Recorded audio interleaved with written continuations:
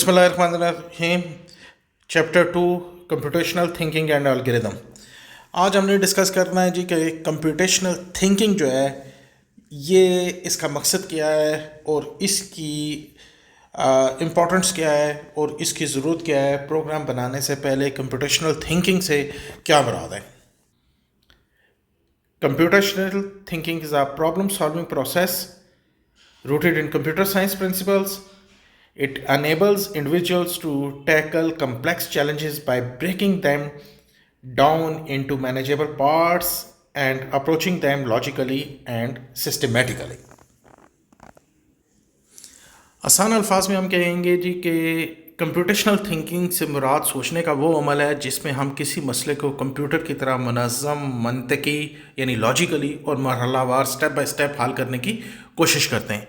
ये सोचने का अंदाज़ इंसान को सिखाता है कि किसी मसले को छोटे हिस्सों में तकसीम करके स्टेप बाय स्टेप कैसे आप इसे सॉल्व कर सकते हैं।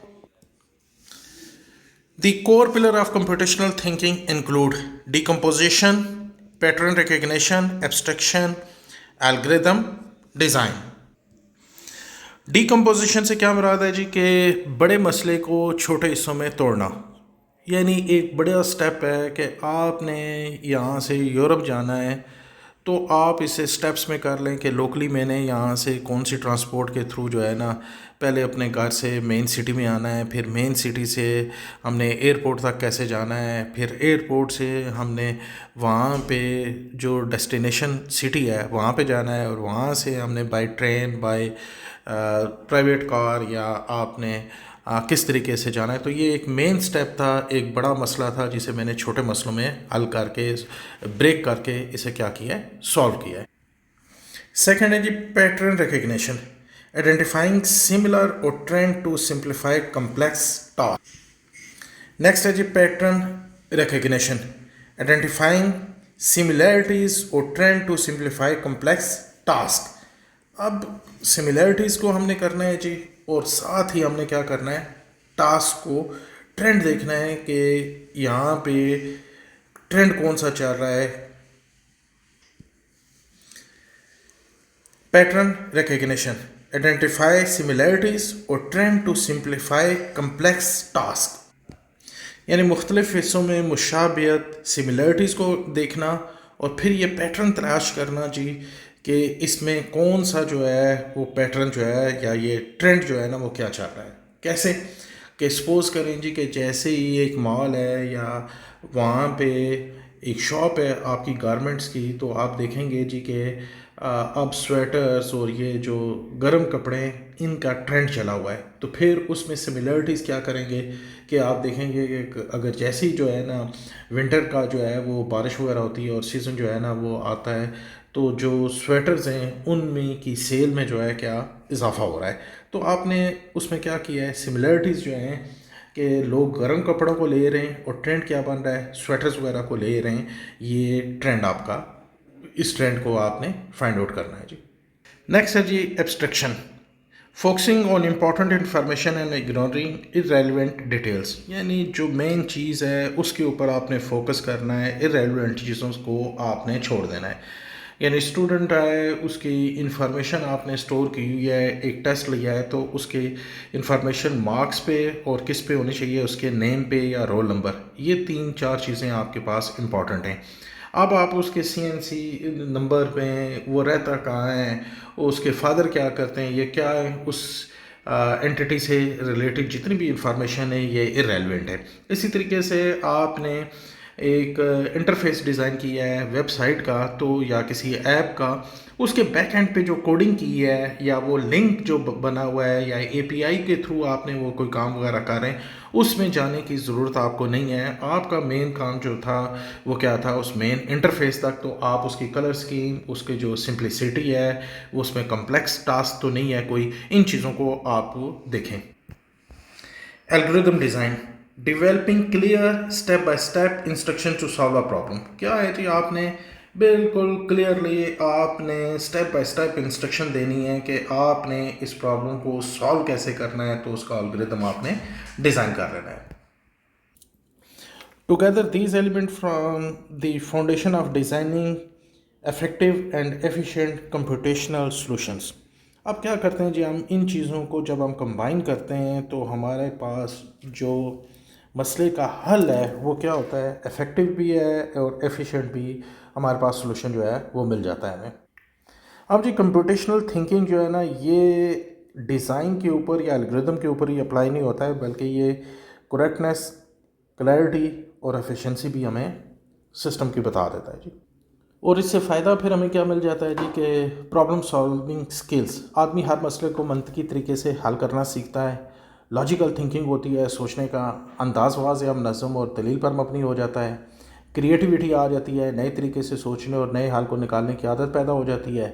एफिशिएंसी जो है, कारकर्दगी में बेहतरी आती है, कम वक्त में बेहतर और दुरुस्त नताइज हासिल करने की सलाहियत बढ़ती है।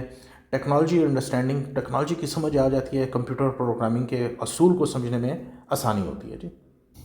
अब आखिर में हम एक सादा सी एग्जांपल ले लेते हैं जी कि अगर हमने चाय बनानी है तो कंप्यूटेशनल थिंकिंग के तहत हम इस काम को यूँ समझेंगे कि हमने पानी उबालना है, चाय में पत्ती डालनी है, दूध शामिल करना है, चीनी डालनी है और इसे बॉयल करना है एक ख़ास टेम्परेचर के ऊपर। तो उसके बाद इसे हमने क्या कर देना है, सर्व कर देना है। तो ये हमने क्या किया है, एक अपने जहन में एक हमने सोचा है कि इस प्रॉब्लम को, चाय बनाने की प्रॉब्लम आई है तो हमने इसे सॉल्व कैसे करना है।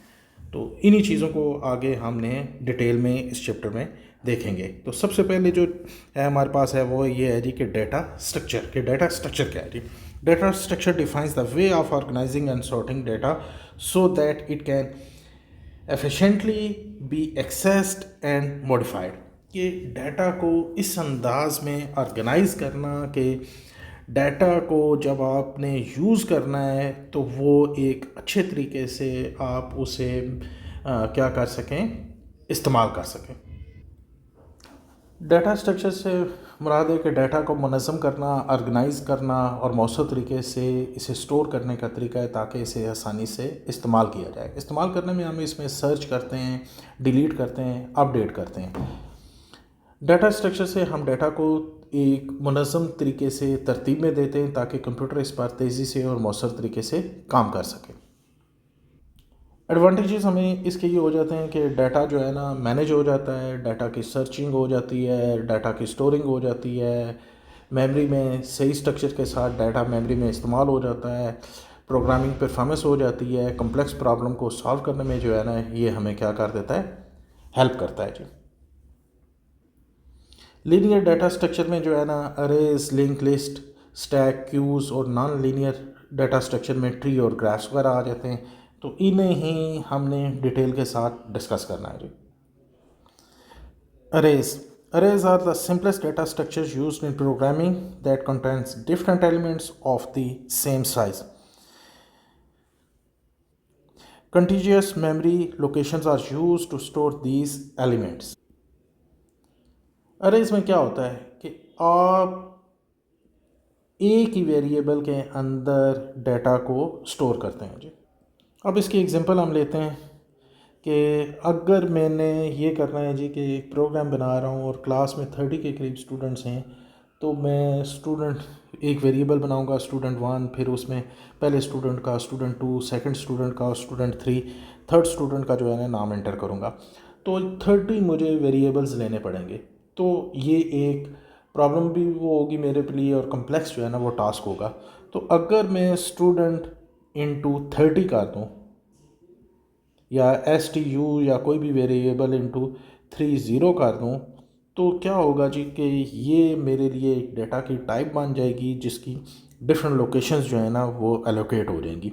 यानी एक ही वेरिएबल के अंदर अगर मेमोरी की मुख्तलिफ आप जो है ना एक ही वेरिएबल के अंदर स्टोर करते हैं डाटा को, तो ये हमारे पास क्या है जी, अरेज है। इसकी एग्जांपल एक और ऐसे ले लेते हैं कि आप मुख्तलिफ घर बनाते हैं और लोगों को देते हैं जी। तो आप एम्प्लॉय के, आपकी फैक्ट्री में डिफरेंट एम्प्लॉइज़ हैं, आप उनके लिए घर बनाते हैं और उन्हें जो है ना किसी को जो है ना एक लोकेशन में देते हैं, एक यूसी में देते हैं, घर अलाट करते हैं, दूसरी को तो उन सब को जब इकट्ठे इवनिंग में या कहीं पे कॉल करना है या आप फैक्ट्री में लाना है बड़ा डिफ़िकल्ट होगा। इसी तरीके से अगर आपके पास एक फैक्ट्री है, एक वो है, फ्लैट्स हैं, आप बना देते हैं बड़ी बिल्डिंग के अंदर और वहीं पे आप उन्हें वो कह देते हैं जी कि ये हमारे पास क्या है जी, पहला फ्लैट जो है ना पहले उसके लिए है, दूसरा फ्लैट उसके लिए है, थर्ड है, फोर्थ है। तो ये आपके पास क्या हो गया, उस बिल्डिंग के अंदर जो आपने फ्लैट्स एलोकेट कर दिए अपने एम्प्लॉइज़ को, तो ये क्या हुआ है, एक एग्जांपल आ गया है हमारे पास अरेज की। इससे आपको क्या होगा, फैक्ट्री में लेके जाना उन्हें और वापस लाना इजी हो जाएगा। यही काम मैंने स्टूडेंट के हवाले से भी आपको बताया है। तो अरे में क्या है जी, ये अरे के ये इंडेक्स में ज़ीरो है, ये मेमोरी लोकेशन जो है ये इसमें जाके स्टोर हो रहा है। इस हमेशा ज़ीरो से, वो पहले इंडेक्स जो है ना ज़ीरो से स्टार्ट करते हैं, ये उसकी मेमोरी लोकेशन है, third memory location, fourth, fifth और सिक्स। तो ये क्या होगा जी, आपके पास ये अरेज जो है ना ए से लेके जी तक, ज़ीरो से लेके सिक्स तक, ये एक वेरिएबल के अंदर आपने मुख्तलिफ जो है डाटा के जो वेरिएबल्स हैं उन्हें आपने क्या कर दिया है, स्टोर कर दिया है।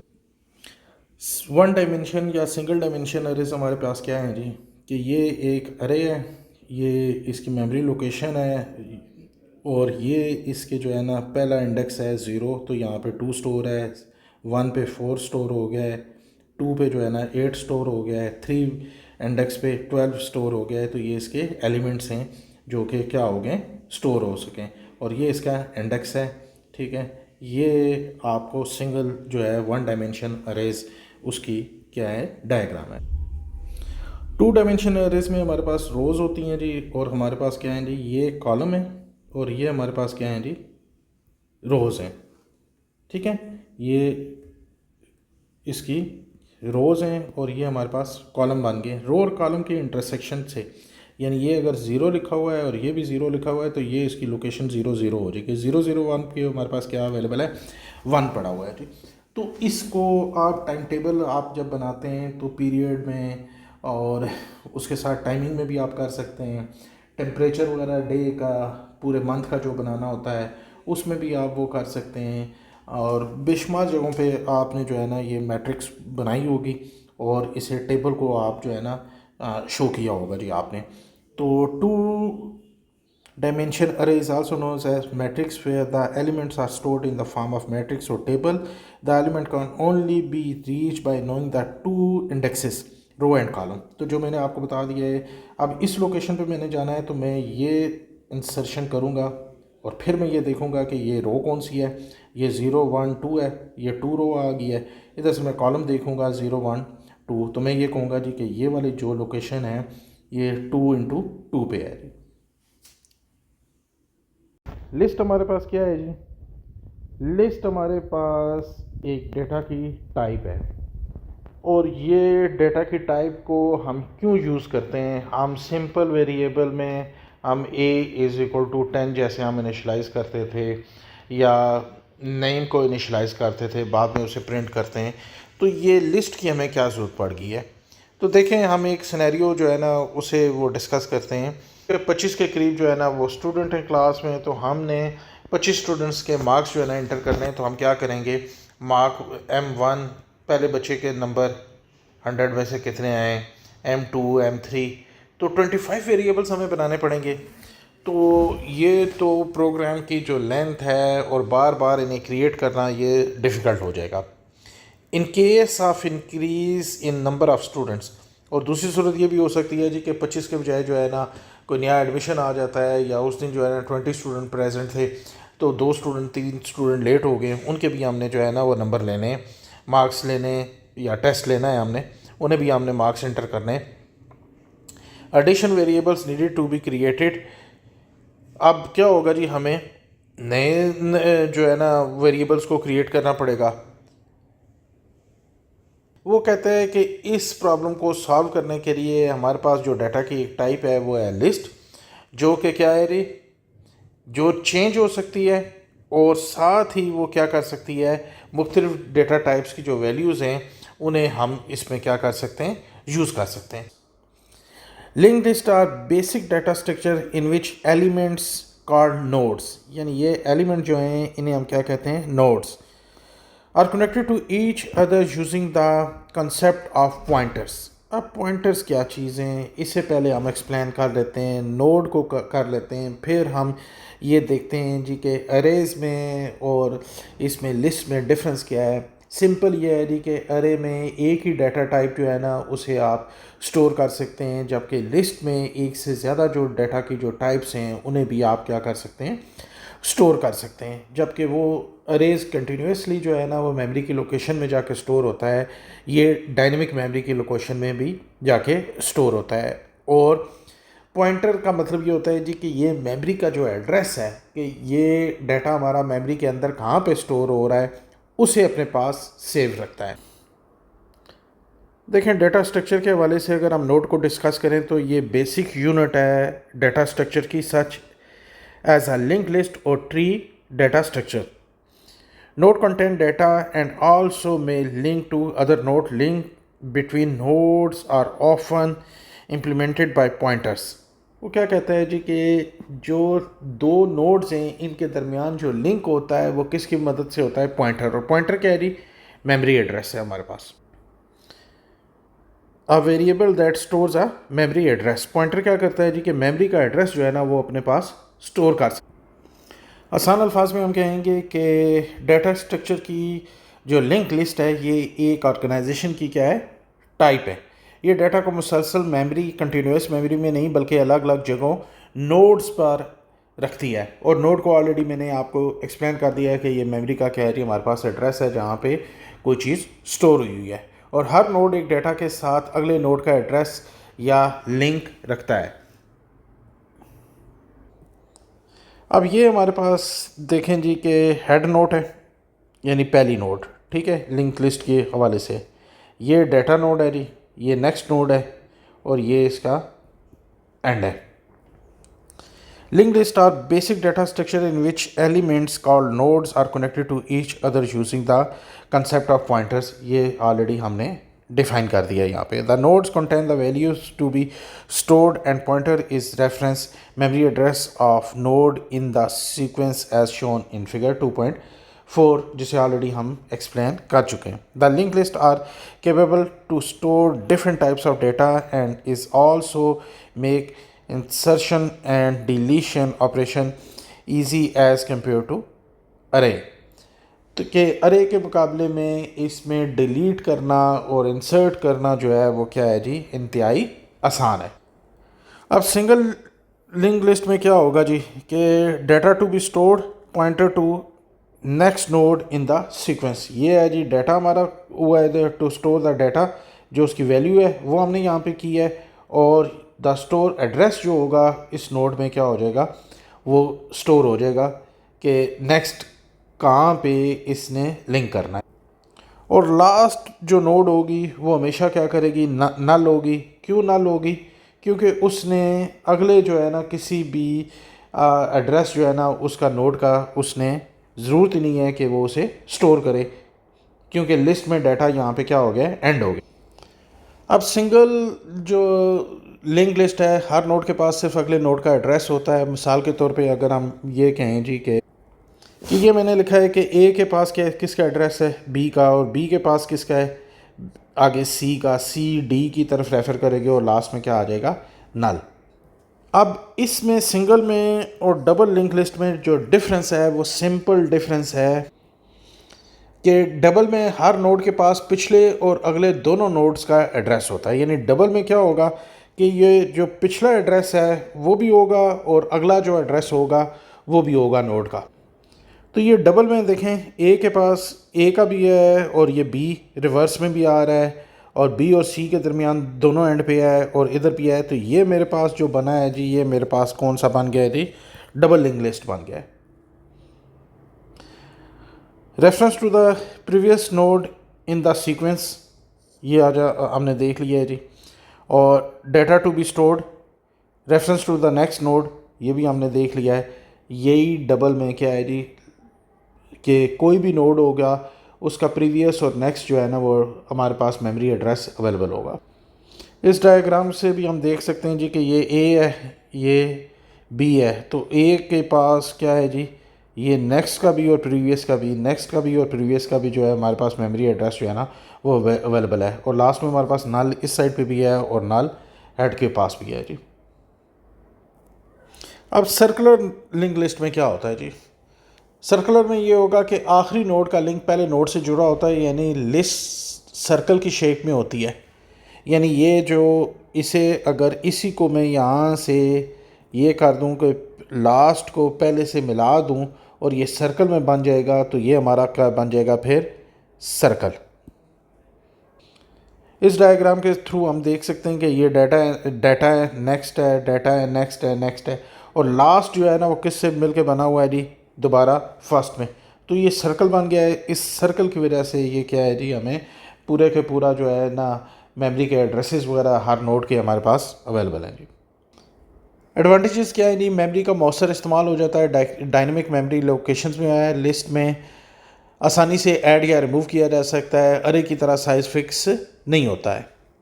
And two stack. A stack is a simple data structure where you can only add or remove item from one end. Stack में क्या होगा जी कि स्टैक में हमने डाटा को इंटर करना है या रिमूव करना है, तो हमने इसके लिए एक ही एंड से हम क्या करेंगे, इसे ऐड भी करेंगे और रिमूव भी करेंगे।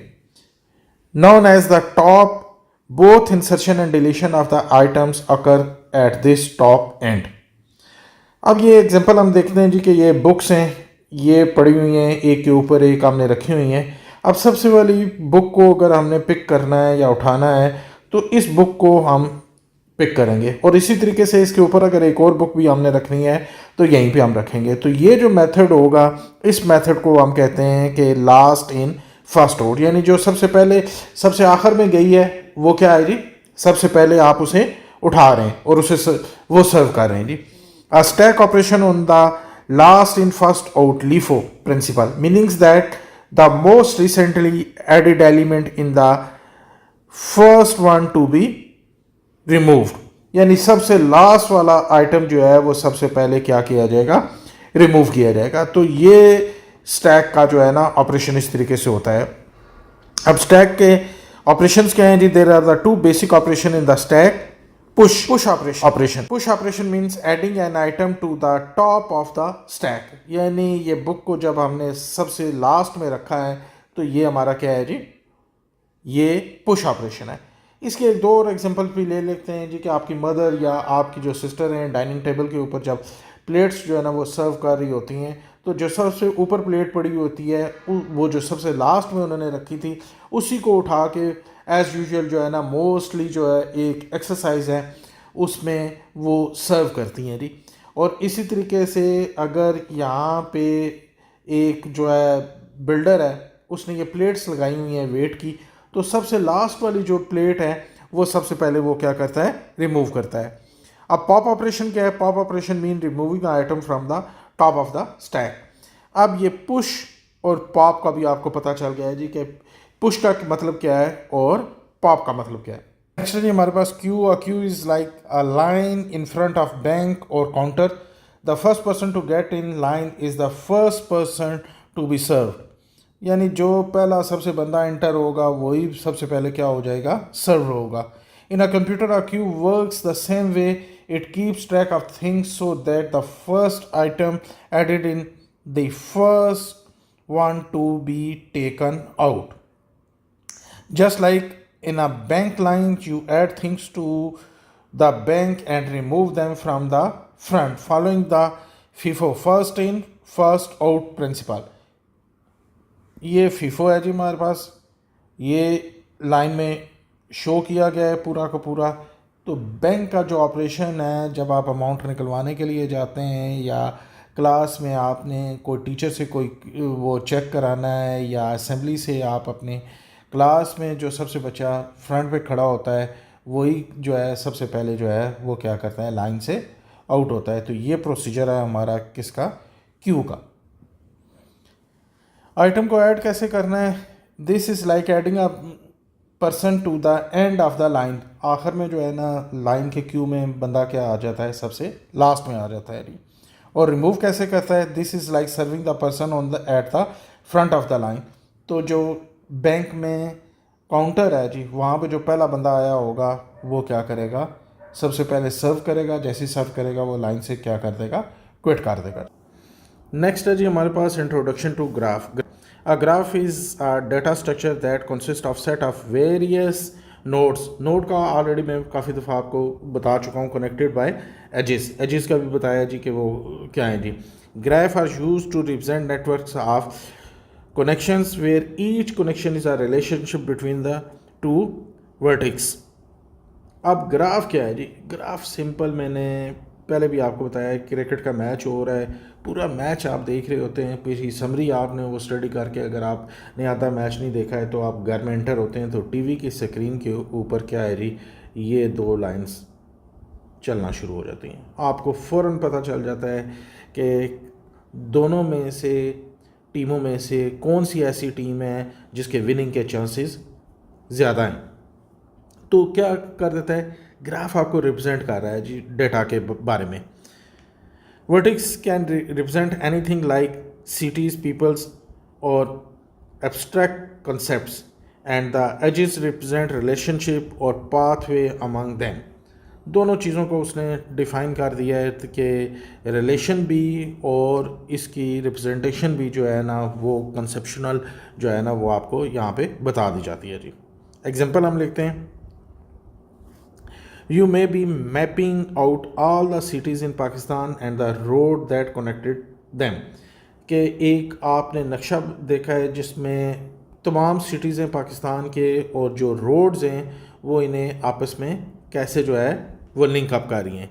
Each vertices is a city. Vertices की उसने यहाँ पे डेफिनेशन बता दी है कि वर्टिक्स क्या है, सिटी है, and each road between the two cities is edge. और जो रोड है दोनों सिटीज़ के दरमियान में जो उन्हें ज्वाइन कर रही है वो क्या है जी, उसके एजेस हैं जी। प्रॉपर्टीज़ क्या है जी ग्राफ की? Degree, this is the number of edges connected to a vertex. For instance, if a city is connected to 3 other cities, the degree of city's vertex is 3। क्या है जी कि 3 सिटीज़ के साथ एक जो है ना वो शहर मिला हुआ है, तो 1 2 3 इसकी वर्टेक्स क्या हो जाएगी? 3।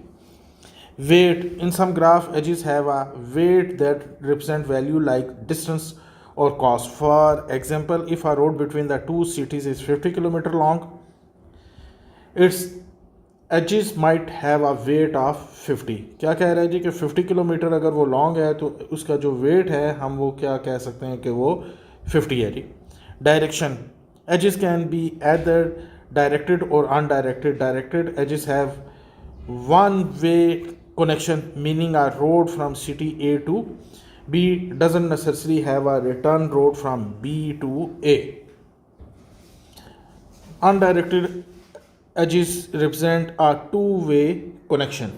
अब जैसे पानी का बहाव होता है दरिया में, वो एक ही डायरेक्शन में जा रहा है, इसी तरीके से रोड्स जो होती हैं उनकी डायरेक्शन है। फिर आपने फैमिली ट्री का भी मैंने आगे बताया है, सोशल नेटवर्किंग का भी बताया है, तो ये इसकी डायरेक्शन के बारे में हमने डिस्कस किया जी। Types of graph, graph can be classified into several type based on their structure and properties. The main types of graphs are directed, undirected and weighted. सबसे पहले जी directed graph. In directed graph, edges have a direction, which means they go from one vertex to another in a specific way. Consider a graph shown in figure 4.4। इसको हम देखेंगे कि अगर हमने ये सिटी A है, इससे ट्रैवल करना है B में, तो ये पॉसिबल नहीं है।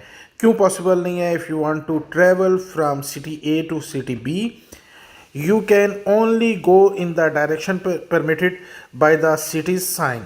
If there is no one-way street going from city A to city B, you cannot travel directly from A to B। अब उसने कहा है जी कि A से B में जाना है, you have to travel from A to C and then from C to B। तो इस तरीके से आप क्या करेंगे, A से B में जा सकते हैं। डायरेक्ट अगर आप जाना चाहें तो ये पॉसिबल नहीं है। Undirected graph, in undirected graph, edges do not have a direction. This means if there is a connection between two vertices, you can travel in both directions। और कहता है जी आप A से B में और B से A में आप क्या कर सकते हैं, ट्रैवल कर सकते हैं। कैसे जी? Consider a graph shown in figure 4.5. If person A is friend with person B, then person B is also friend with person A. There is no restriction or direction of friendship, so you can move freely between friends. वो कहता है जी कि A B के साथ, B C के साथ, C B के साथ आप किसी भी डायरेक्शन में कोई भी कम्युनिकेशंस आपकी बन सकती हैं जी. Weighted graph. In a weighted graph, each edge has a weight or cost associated with it. The weight represents the distance, time or cost required to travel from one vertex to another. यानी एक vertex से दूसरी vertex में जाने के लिए जो time required है, आपको कितने किलोमीटर का डिस्टेंस है, ये अब हमने इसे एग्जांपल के थ्रू एक्सप्लेन करते हैं. Imagine a map of city where each road has a different distance or travel time. If you want to travel from one landmark to another, the map provides the distance or travel time for each road. This information helps you determine the shortest or quickest route between the landmarks. अब हमने देखना है जी Google map को. Google map हमारे क्या करता है जी कि अगर हमने एक पॉइंट से दूसरे पॉइंट तक ट्रैवल करना है तो हमें time, distance, each and everything वो हमें कैलकुलेट करके दे देता है. तो वो डिफरेंट वेज भी निकालता है और शॉर्टेस्ट रूट भी हमें बता देता है, जिसकी वजह से हम क्या कर सकते हैं, इसी ग्राफ की मदद से हम शॉर्टेस्ट रूट को यूज़ कर सकते हैं. नेक्स्ट है G tree.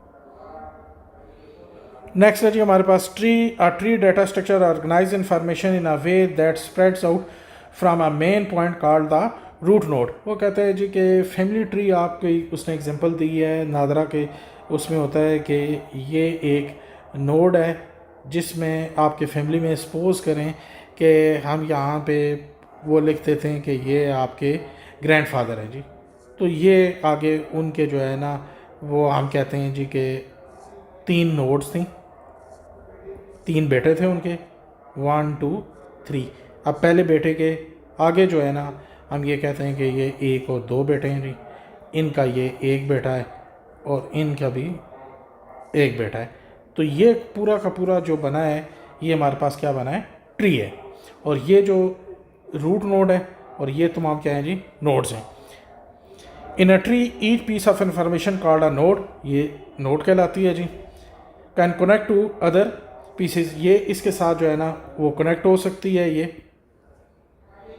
which are also nodes forming a branching structure. This branching structure is different from a list where items are organized one after the other in a straight line. अब इसमें जो hierarchy है, ठीक है ना, ये main चीज़ है जी, क्या उसे कहते हैं ट्री की, कि इसे देख के फ़ौरन ही आप क्या कर सकते हैं, इंफॉर्मेशन आपको कंप्लीट जो है ना इसके बारे में आपको मिल जाती है. आसान अल्फाज में इसे वो देख लेते हैं जी कि ट्री क्या है. कंप्यूटर साइंसेस में ट्री एक हायरार्किकल डाटा स्ट्रक्चर है, यानी ऐसा डाटा स्ट्रक्चर या ऐसा ढांचा जिसमें डाटा को ट्री की शेप में रखा जा सकता है, यानी दरख्त की. जैसे मैंने अभी आपको एग्जांपल ये दी है ग्रैंडफादर की, फादर की और उनके बच्चों की. सबसे ऊपर एक रूट जड़ होती है, यानी ये सबसे ऊपर वाला जो है ये क्या है जी, रूट. इस रूट से ब्रांचेस निकलती हैं जो नोड कहलाती हैं, यानी ये इससे जो ब्रांचेस निकल रही हैं ये क्या हैं जी, इसकी नोड्स होंगी. हर नोड के साथ चिल्ड्रन हो सकते हैं और नोड को किसी का चाइल्ड ना हो इसे लीफ पता कहा जाते हैं, सेम जैसे ट्री में जो है ना वो होता है जी. अब इसकी प्रॉपर्टीज़ में रूट नोड क्या है जी, हर ट्री में एक ही रूट होता है जो सबसे ऊपर होता है, इसे क्या कहते हैं हम, root node. The root is very first or top node in the tree, like the main folder in a computer where all other folders and files are contained. ये ऊपर जो सबसे टॉप पे था हमारा ये क्या है जी, root. Edges and nodes. Nodes are the individual element in the tree and they are connected by lines called edges. A node without any child node is called leaf, similar to a file in a folder that does not contain any other file. वही बात जी कि root से ब्रांचें और शाखें निकलती हैं जो nodes कहलाती हैं. और नोड के साथ चिल्ड्रन औलाद हो सकते हैं जो नोड किसी का चाइल्ड ना हो इसे लीफ या पत्ता कहा जाता है।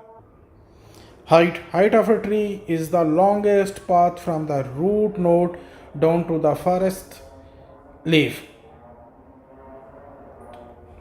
It tells us how deep or tall the tree is.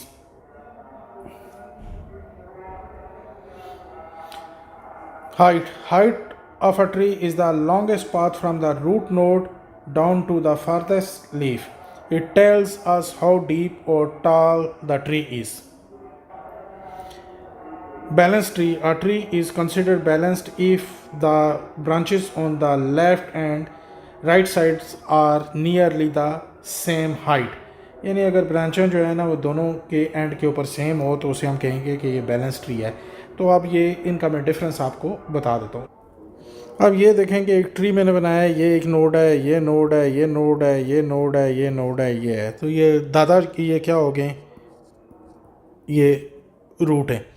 Parents क्या हो गए हैं जी, अब्बू और चाचा जो हैं ये क्या हैं जी, ये पेरेंट्स हो गए। चिल्ड्रंस में क्या आ गए हैं जी, ये मैं और मेरा भाई आ गया। लीव्स में कौन आ गया, मैं भी आ गया हूँ, भाई भी आ गया और ये चचा भी आ गए। तो अब आपको लीव का और रूट का, पेरेंट का, इन चीज़ों को आपको समझ आ गई है जी। नेक्स्ट है जी हमारे पास एप्लीकेशंस ऑफ ट्री।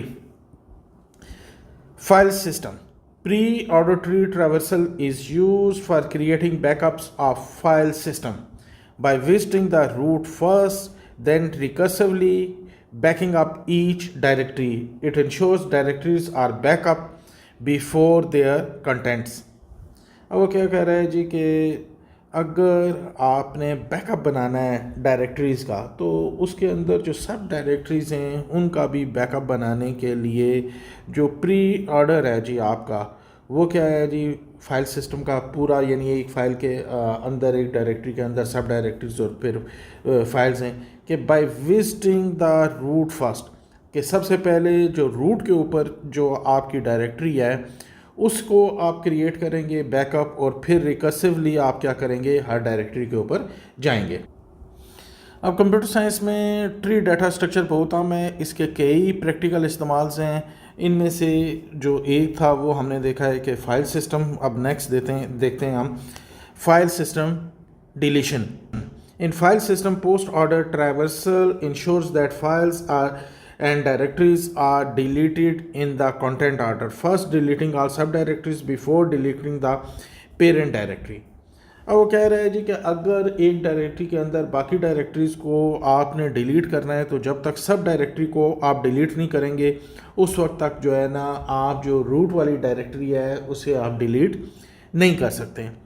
उसी तरीके से कि जैसे आपने पुराने ज़माने में जो है वो आपस में जंगें होती थी तो जो फ़ौज के वो हैं सोल्जर्स, उन्हें जब तक जो है ना वो शिकस्त ना दी जाए जो किंग तक पहुंचना मुश्किल हो जाता था। तो रूट जो है वो किंग की तरह है कि इसे आपने सबसे पहले जो सब डायरेक्टरीज़ हैं, सबसे पहले फ़ाइल, फिर सब डायरेक्टरी, और फिर उसके लेवल के ऊपर बाकी डायरेक्टरीज़, और फिर लास्ट में रूट को आपने क्या करना है, डिलीट करना है। Hierarchical data representation. Trees are used in representing data with a clear hierarchical relationship, such as organizational charts and family trees. अब फैमिली ट्री में क्या होता है जी, एक रिलेशन बिल्कुल क्लियर कट आपको पता है जी कि ये ग्रैंडफादर हैं और ये उनके जो है ना वो सन हैं और ये उनके जो है ना वो बेटे हैं। तो ये जो आपका वो बनता है पूरा का पूरा रिलेशन या बहन भाइयों के दरमियान जो बनता है ट्री की मदद से, या एक ऑर्गेनाइजेशन की हायरार्की क्या है कि सीईओ हैं या जीएम हैं या ऑनर हैं तो या चेयरमैन हैं, उनके नीचे जो है ना डिफरेंट डिपार्टमेंट्स हैं और उन डिपार्टमेंट्स के नीचे जो वर्कर्स हैं वो काम कर रहे होते हैं। ये हायरार्की बिल्कुल हमें क्लियर कट जो है ना ये बता देती है जी। Decision making. Trees such as decision trees are used in algorithm to make decision based on various condition and outcomes. Decision किस तरह के लिए जा सकते हैं जी कि जैसे ही आप ट्री को देखते हैं तो आपको ये पता चल जाता है जी कि ये आगे इसकी जो है ना वो सब नोड्स हैं या कि नहीं हैं, या इसका रिलेशन कहाँ पे बन रहा है, इसका लिंक क्या है, फिर सप्लाई चेन में जो है ना ये बड़ा फ़ायदा देते हैं बिज़नेस के हवाले से। बाकी जगहों पे भी इन ट्रीज़ को हम क्या कर सकते हैं, यूज़ कर सकते हैं। अब सिंपल कि अगर हम इसे वो करें जी, तो ये डाटा को मुनज़्ज़म करने के लिए, ऑर्गेनाइज़ करने के लिए, सर्चिंग के लिए, सॉर्टिंग के लिए, डिसीजन लेने के लिए ये ट्रीज़ को हम क्या करते हैं, इस्तेमाल करते हैं।